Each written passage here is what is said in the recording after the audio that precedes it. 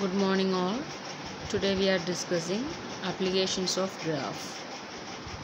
നോക്കാം എന്തൊക്കെ ആപ്ലിക്കേഷൻസ് ആണ് നമ്മുടെ ഗ്രാഫിനകത്തുള്ളതെന്ന് വൺ ബൈ വൺ ആയിട്ട് നോക്കാം. First of all, graph is an important data structure whose extensive applications are known in almost all areas. Nowadays, many applications related with computation can be managed efficiently with graph structures.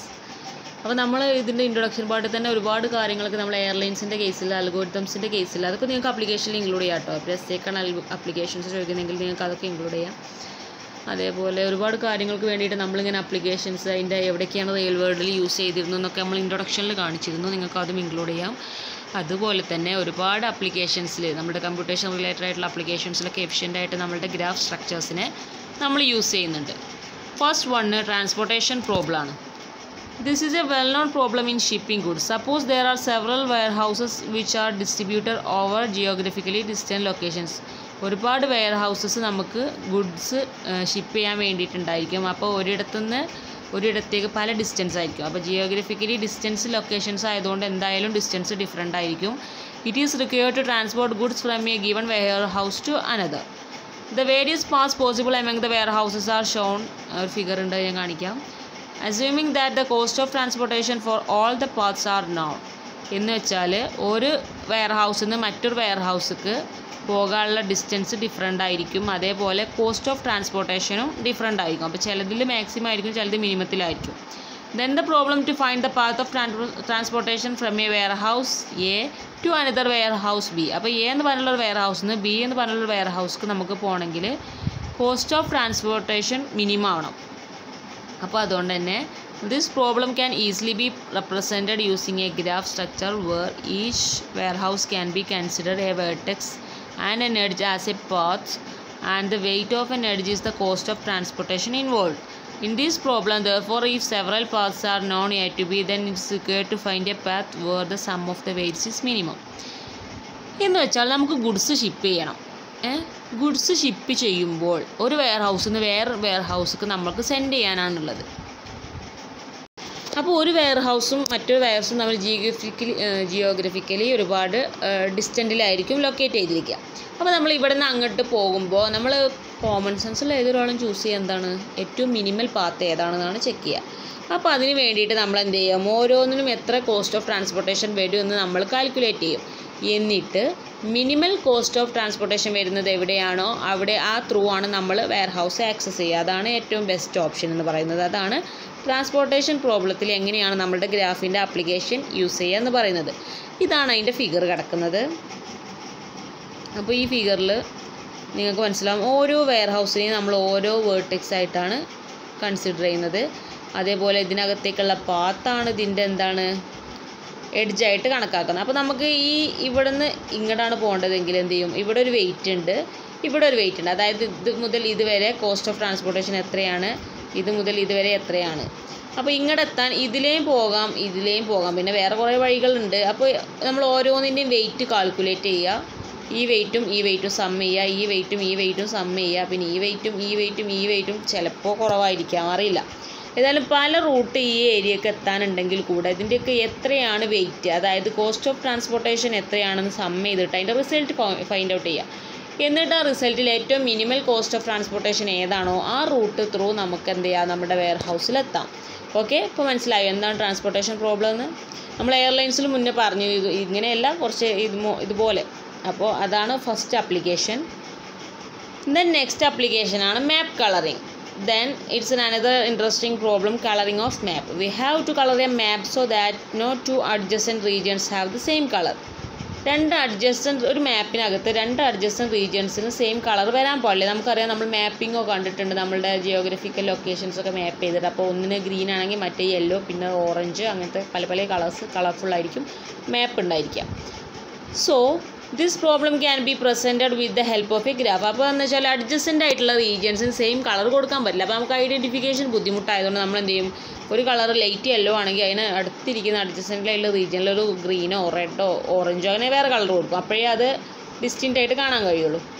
So അതിന് വേണ്ടിയിട്ട് നമ്മൾ എന്ത് ചെയ്യും, ഗ്രാഫായിട്ട് represent ചെയ്യും. Each region can be represent at a vertex. അതിനകത്തുള്ള ഓരോ റീജിയനെ നമ്മൾ വേർട്ടെക്സ് ആയിട്ട് കൺസിഡർ ചെയ്യും. And two regions are adjacent, we can represent this by edge between the two vertices which represent two regions. രണ്ട് റീജിയൻസിനെ റെപ്രസെൻറ്റ് ചെയ്യുന്ന വേർട്ടസസിനിടയിലുള്ള എഡ്ജസ് ആയിട്ട് നമ്മൾ അഡ്ജസൻ്റ് ആണെങ്കിൽ റെപ്രസെൻറ്റ് ചെയ്യും. ഇപ്പോൾ രണ്ട് റീജിയൻസ് അഡ്ജസൻ്റ് ആണ്, അടുത്തടുത്താണെങ്കിൽ രണ്ട് റീജിയൻസ് അഡ്ജസൻ്റ് ആണെങ്കിൽ നമ്മൾ എന്ത് ചെയ്യും, അത് തമ്മിൽ ഇങ്ങനെ കണക്ഷൻ കാണിക്കാൻ വേണ്ടിയിട്ട് നമ്മളൊരു എഡ്ജ് പാസ് ചെയ്യും. അപ്പോൾ എന്താണ്, അത് രണ്ടിനും സെയിം കളർ വരില്ല. ഓക്കെ, അങ്ങനെ അഡ്ജസ്റ്റൻ്റ് അല്ലാത്തത് അപ്പോൾ സെയിം കളേഴ്സ് വന്നാലും കുഴപ്പമില്ല. അപ്പോൾ നമുക്ക് ഡിസ്റ്റിൻ്റ് ആയിട്ട് ഓരോ മാപ്പും ചെയ്യാൻ കഴിയും. അതാണ് ഇവിടെ പറയുന്നത്. Two regions are adjacent, we can represent this by an edge. Adjacent ആണെങ്കിൽ നമ്മൾ അവിടെ എഡ്ജ് വെച്ചിട്ട് റെപ്രസെൻറ്റ് ചെയ്യും. രണ്ട് വേർട്ടിസസിനിടയിൽ ആ വേർട്ടിസസ് ആണ് ഓരോ റീജിയനെയും റെപ്രസെൻറ്റ് ചെയ്യുന്നത്. സോ അതിനുള്ളൊരു ഫിഗർ നമുക്കുണ്ട്. The problem can be posed to how to colour all the vertices so that no two adjacent vertices are of the same colour. ഈ മാപ്പ് കളറിങ്ങിൽ നമ്മൾ എന്ത് ചെയ്യും, ഗ്രാഫ് മെത്തേഡ് യൂസ് ചെയ്തിട്ട്, ഗ്രാഫിൻ്റെ ആപ്ലിക്കേഷൻ യൂസ് ചെയ്തിട്ട് adjacent വേർട്ടിസസിന് different colour കൊടുക്കാൻ വേണ്ടിയിട്ട് try ചെയ്യാൻ കഴിയും. അതാണ് കളറിങ് ഓഫ് ദി മാപ്പ്. ഇതാണ് നമ്മളുടെ മാപ്പ്. ഇതിനകത്ത് എയും ബിയും എഫും ഇയും ഡിയും സിയും ഒക്കെ ഉണ്ട്. അപ്പോൾ നമ്മൾ എന്ത് ചെയ്യും, ഓരോ വേർട്ടെക്സിന് ഓരോ റീജിയൻ, അപ്പോൾ എ എന്ന് പറഞ്ഞ റീജിയണൽ വേർട്ടെക്സ് ആയിട്ട്, ബി എന്ന റീജിയണൽ വേർട്ടെക്സ്, എഫ് എന്ന റീജിയണൽ വേർട്ടെക്സ്. അപ്പോൾ ഇങ്ങനെയാണ്, ഡിസ്റ്റിങ്ക്റ്റ് ആണ്. ഈ എയും ബിയും എഫും ഡിസ്റ്റിങ്ക്റ്റ് ആണ്, കണ്ടോ. അപ്പോൾ ഇതിന് മൂന്നിനും ഒരു കളർ കൊടുക്കാൻ പറ്റില്ല, കാരണം മൂന്ന് ഒരുമിച്ചാണ് നിൽക്കുന്നത്. അപ്പോൾ ഇതിനകത്ത് എക്ക് ഒന്നാണെങ്കിൽ ബിക്ക് വേറെ എഫിന് വേറെ കൊടുക്കണം. അപ്പോൾ എന്ത് ചെയ്തു, ഇവരിങ്ങനെ കണക്ട് ചെയ്ത് കൊടുത്തു. അപ്പോൾ എക്കും ഡിക്കും ഒരു കളർ കൊടുത്താൽ കുഴപ്പമില്ല, കണ്ടോ, നമുക്ക് ഈസി ആയിട്ട് മനസ്സിലാക്കാൻ പറ്റുന്നുണ്ട്. അതേപോലെ എഫിനും സിക്കും ഒരു കളർ കൊടുത്താൽ കുഴപ്പമില്ല. അങ്ങനെയൊക്കെ കാണിക്കാൻ വേണ്ടിയിട്ടുള്ള ഗ്രാഫിക്കൽ റെപ്രസെൻറ്റേഷനാണിത്. ഇതിൻ്റെ പേരാണ് മാപ്പ് കളറിങ്. അപ്പോൾ ഇതാണ് നമ്മളുടെ ഗ്രാഫിൻ്റെ അനദർ ആപ്ലിക്കേഷൻ. വേറൊരു ആപ്ലിക്കേഷൻ ഉണ്ട്, ഷോർട്ടസ്റ്റ് പാത്ത് പ്രോബ്ലം ആണ് another application. This problem of graph is about finding a path between two vertices in such a way that this path will satisfy some criteria of optimization. ഏറ്റവും optimised ആയിട്ടുള്ള വേയിൽ നമുക്ക് എങ്ങനെ shortest path കണ്ടുപിടിക്കാം എന്നാണ് നമ്മൾ ഈ ഷോർട്ടസ്റ്റ് പാത്ത് പ്രോബ്ലത്തിൽ പറയുന്നത്. A non weighted graph, the number of edges will be minimum, and for weighted graph the sum of the weights on all edges in path will be minimum. Weight ഇല്ലാത്ത type non weighted graph ആണെങ്കിൽ number of edges minimum ആണ് നമ്മൾ shortest path കണ്ടുപിടിക്കുക. Weighted graph ആണെങ്കിൽ അതിൻ്റെ എഡ്ജസിലുള്ള path minimum ആവണം. നമ്മളിപ്പോൾ നേരത്തെ ഒരു എക്സാമ്പിൾ പറഞ്ഞതാണ്, ഏതായിരുന്നു, നമ്മളുടെ ഗുഡ്സൊക്കെ ട്രാൻസ്പോർട്ടേഷൻ ചെയ്യുമ്പോൾ കോസ്റ്റ് ഓഫ് ട്രാൻസ്പോർട്ടേഷൻ കുറവുള്ളതിലൂടെ നമ്മൾ പാത്ത് ചൂസ് ചെയ്യും. This problem has varieties of classical solutions. A few importance algorithms are Warshall's algorithm, Floyd's algorithm, Dijkstra's algorithm. ഇത്തരം അൽഗോരിതംസ് ഒക്കെ യൂസ് ചെയ്തിട്ടാണ് നമ്മൾ എന്താ ചെയ്യുന്നത്, ഇത്തരം ഷോർട്ടസ്റ്റ് പാത്ത് പ്രോബ്ലം സോൾവ് ചെയ്യുന്നത്. ഇതൊക്കെ ഓരോന്നിനും ഓരോ അൽഗോരിതംസ് ഉണ്ട്. ഞങ്ങൾ MCA ഒക്കെയാണ് ഇത് പഠിച്ചിരുന്നത്. ഐ തിങ്ക് നിങ്ങളുടെ ലെവലിൽ, ഡിഗ്രി ലെവലിൽ ഈ അൽഗോരിതംസ് ആവശ്യമില്ല. പക്ഷേ ഷോർട്ടസ്റ്റ് പാത്ത് പ്രോബ്ലം കണ്ടുപിടിക്കാനുള്ള അൽഗോരിതം എന്നൊക്കെ പറഞ്ഞ് ഒബ്ജക്റ്റീവിലൊക്കെ ചോദിക്കാൻ ചാൻസ് ഉണ്ട്. അല്ലാതെ അൽഗോരിതംസ് എഴുതാൻ പറഞ്ഞൊന്നും ചോദിക്കാറില്ല, കാരണം അത് MCA ലെവലാണ്. ക്വസ്റ്റ്യൻസൊക്കെ അത്തരം ലെവലുള്ള ക്വസ്റ്റ്യൻസ്. അപ്പോൾ നിങ്ങൾക്ക് എന്തൊക്കെയാണ് ഷോർട്ടസ്റ്റ് പാത്ത് പ്രോബ്ലത്തിനുള്ള അൽഗോരിതംസ് വേണമെങ്കിൽ പഠിച്ച് വെക്കാം. ഇനി ഇതിനെന്തെങ്കിലും എങ്ങനെയാണത് ചോദിക്കുന്നത് വെച്ചാൽ, ഇപ്പോൾ എന്താണ് വാഷാൾസ് അൽഗോരിതം ചോദിച്ചാൽ നിങ്ങൾക്ക് പറയാൻ കഴിയും ഇതൊരു shortest path problem solving algorithm ആണെന്നൊക്കെ പറഞ്ഞ് വേണമെങ്കിൽ എഴുതാം. അത് ഞാൻ ഔട്ട് ഓഫ് സിലബസ് പോലെയൊക്കെ വരുവാണെങ്കിൽ. അപ്പോൾ അങ്ങനത്തെ ഒക്കെ ചോദിക്കുകയാണെങ്കിൽ നിങ്ങൾ എന്തായാലും അറ്റൻഡ് ചെയ്യാൻ ശ്രമിക്കണം കേട്ടോ. അങ്ങനത്തെ ക്വസ്റ്റ്യൻസിൻ്റെ പ്രത്യേകത അതാണ്. എല്ലാ ക്വസ്റ്റ്യൻസും നിങ്ങൾ അറ്റൻഡ് ചെയ്യണം. പ്രത്യേകിച്ച് ബിലോ ആവറേജ് സ്റ്റുഡൻസ് ആണെങ്കിൽ പ്രത്യേകിച്ചും എന്ത് ചെയ്യണം, അറ്റൻഡ് ചെയ്യണം. കാരണം അഥവാ ഇനിയൊരു ക്വസ്റ്റ്യന് മിസ്റ്റേക്ക് ഉണ്ടെങ്കിൽ, അതേപോലെ ഔട്ട് ഓഫ് സിലബസ് വന്നാലൊക്കെ മാർക്ക് അവിടെ ഇട്ട് തരാൻ ചാൻസ് ഉണ്ട്. അപ്പോൾ അറ്റൻഡ് ചെയ്യാതെ പോയവർക്ക് അവിടെ ഒരു സ്കോപ്പും ഇല്ല, അറ്റൻഡ് ചെയ്തവർക്കേ അവിടെ ചാൻസ് ഉള്ളൂ. ഓക്കെ, അപ്പോൾ അതുകൊണ്ട് നിങ്ങൾ ആ രീതിയിൽ എല്ലാം അറ്റൻഡ് ചെയ്യാൻ ട്രൈ ചെയ്യുക. നിങ്ങൾക്ക് അറിയുന്ന രീതിയിൽ എഴുതി വെക്കുക. നിങ്ങൾക്ക് അറിയാത്ത ആരെങ്കിലും ആയിരിക്കുമല്ലോ നോക്കുക. ഞാൻ എക്സ്റ്റേണലിൻ്റെ കാര്യമായിട്ടാണ് പറയുന്നത്. ഇൻറ്റേർണലിൽ കത്തി വെച്ചെന്നെ കൊല്ലരുത് പ്ലീസ്.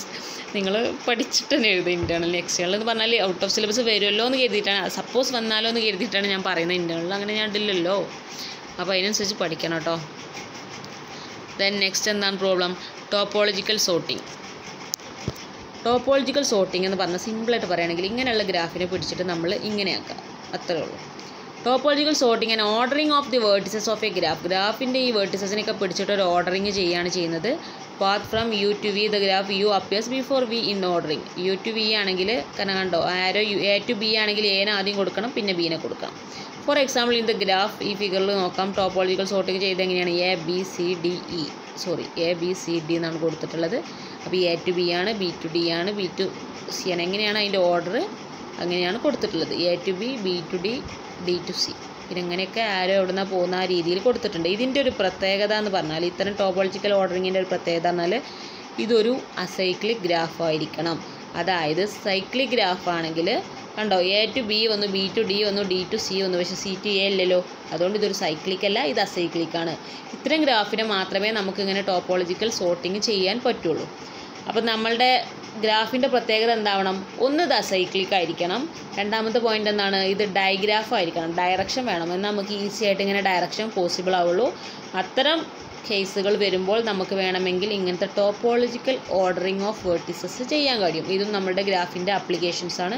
ഇത്രയാണ് നമ്മുടെ ആപ്ലിക്കേഷൻ ഓഫ് ഗ്രാഫ് ഉള്ളത്. പിന്നെ ഞാൻ പറഞ്ഞല്ലോ, കുറച്ച് ഹൈ ലെവലായിട്ടുള്ള PG ലെവലിൽ പിടിക്കുകയാണെങ്കിൽ, MCA ലെവലിൽ MSc ലെവലൊക്കെ പിടിക്കുകയാണെങ്കിൽ ഞാൻ പറഞ്ഞ പോലെ ഈ വാർഷാൾസ് അൽഗോരിതംസ് ഒക്കെ അൽഗോരിതം വെച്ച് തന്നെ എക്സ്പ്ലെയിൻ ചെയ്യാനുണ്ട്. ബട്ട് നമ്മളുടെ ലെവല്, നമ്മുടെ ഡിഗ്രി ലെവലിൽ നമ്മളുടെ സിലബസ് പ്രകാരം ജസ്റ്റ് ആപ്ലിക്കേഷൻസ് എന്തൊക്കെയാണെന്നാണ് പഠിക്കാനുള്ളത്. പിന്നെ ഞാൻ പറഞ്ഞല്ലോ, ഈ പേരുകളൊക്കെ പഠിച്ചു വെക്കുന്നത് അത്രയും നല്ലതായിരിക്കും. ഓക്കെ, സോ ഇത്രയാണ് ആപ്ലിക്കേഷൻസ് ഉള്ളത്. Okay, thank you. എല്ലാവരും വീഡിയോ വാച്ച് ചെയ്യുക, നോട്ട്സ് എഴുതി എടുക്കുക.